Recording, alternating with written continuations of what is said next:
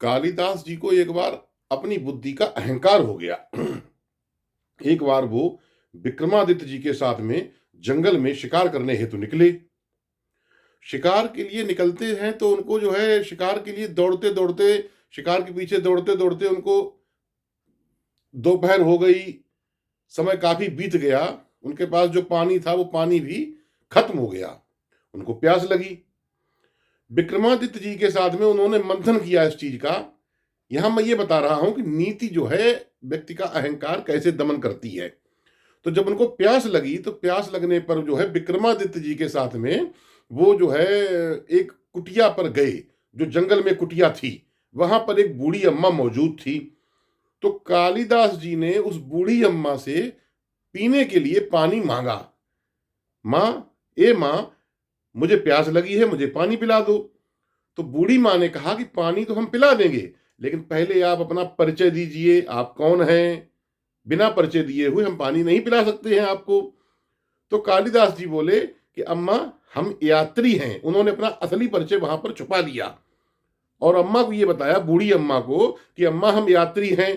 तो अम्मा ने कहा तुम यात्री नहीं हो सकते हो, यात्री तो इस संसार में केवल दो हैं।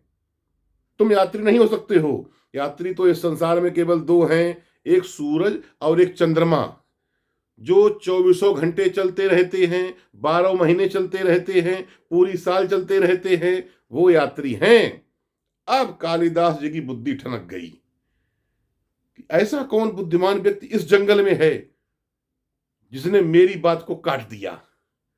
खैर, अब उन्होंने माता से कहा, हे अम्मा, हम अतिथि हैं, चलो यात्री नहीं हैं, मान लिया आपकी बात को, हम आपके अतिथि हैं, हमें अतिथि समझ के पानी पिला दो।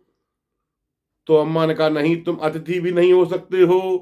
बूढ़ी अम्मा ने कहा, तुम अतिथि भी नहीं हो सकते हो, अतिथि तो इस संसार में केवल दो हैं, एक धन और एक आपका यौवन।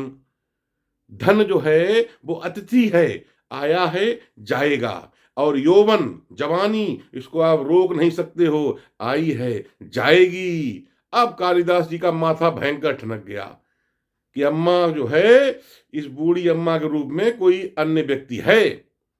तो कालिदास जी बोले, अम्मा, हमको आप यात्री भी नहीं मानो, अतिथि भी नहीं मानो, एक परदेसी मान लो। अम्मा, हम परदेसी हैं, हमें परदेसी समझ के पानी पिला दो। तो अम्मा ने कहा, तुम परदेसी भी नहीं हो सकते हो, परदेसी तो केवल दो हैं, एक वृक्ष पर्ण, वृक्ष का पत्ता, और दूसरा ये जीवात्मा जो हमारे आपके अंदर विद्यमान है। यह जीवात्मा परदेसी है, जो कुछ समय के लिए हमारे पास आई है और फिर अपने देश को चली जाएगी। ऐसे ही वृक्ष का पत्ता जो कुछ समय के लिए वृक्ष में आया है और उसके बाद में वो टूट के नीचे गिर जाएगा। वृक्ष पड़ परदेसी है और यह जीवात्मा परदेसी है, तुम परदेसी भी नहीं हो सकते हो। तो कालिदास जी बोले, अम्मा, हम क्षमावंत हैं, हमको आप क्षमावंत मान लीजिए। तो बूढ़ी अम्मा ने कहा, तुम क्षमावंत भी नहीं हो सकते। क्यों नहीं हो सकते? कि क्षमावंत तो केवल दो हैं, यह धरती माता और यह संसार में स्त्री जाति। तुम क्षमावंत भी नहीं हो सकते हो। स्त्री जाति ऐसी है जो आपके सैकड़ों कुकृत्यों को प्रतिदिन सहती है और माफ कर देती है और भूल कर आपको उसी प्यार से गले लगाती है, चाहे मां हो, चाहे पत्नी हो, चाहे बहन हो। और यह धरती माता आपके सहस्रों अपराधों को माफ करते हुए आपको गोद में खिलाती रहती है। क्षमावंत इस संसार में केवल दो ही हैं, धरती माता और स्त्री माता। अब कालिदास जी बोले, अम्मा, हम आपको सच बता दें, हम राजा हैं। तो अम्मा ने कहा, तुम राजा भी नहीं हो सकते हो, राजा तो केवल दो हैं, इंद्र और यम, जिन्होंने सालों साल तक राज किया है, वही दो राजा हो सकते हैं। अब कालिदास जी बोले, अम्मा, हम गरीब हैं, हमें आप गरीब मान लीजिए।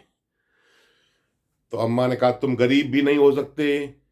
क्यों नहीं हो सकते? कि गरीब सिर्फ दो ही हैं इस संसार में, एक बकरी और एक जो है कन्या, दो ही गरीब हैं। कैसे? कि बकरी का बच्चा उसके सामने कटने के लिए जा रहा है और बकरी कुछ नहीं कर सकती है।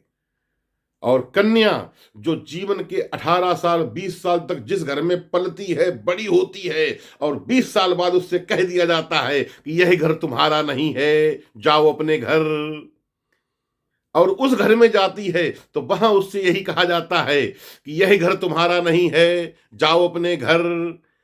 तो इस संसार में गरीब केवल दो हैं, एक बकरी और दूसरा जो है कन्या।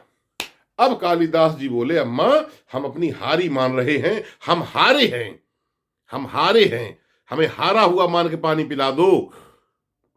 तो अम्मा ने कहा, तुम हारे भी नहीं हो सकते हो, क्योंकि हारे हुए तो इस संसार में केवल दो ही हैं, एक जो है कर्जदार जिसने कर्जा ले रखा है, और दूसरा बहू का पिता।